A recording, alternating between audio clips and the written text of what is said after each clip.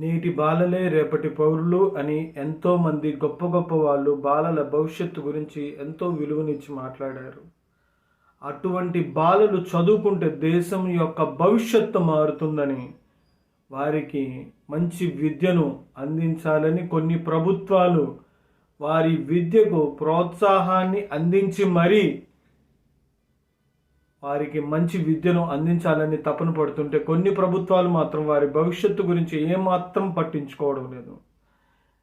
ఈ ముందు వీడియోలో పిల్లలు సంక్షేమ గురుకుల పాఠశాలలో తాము తినే ఆహారాన్ని తామే వండుకుంటున్నారు.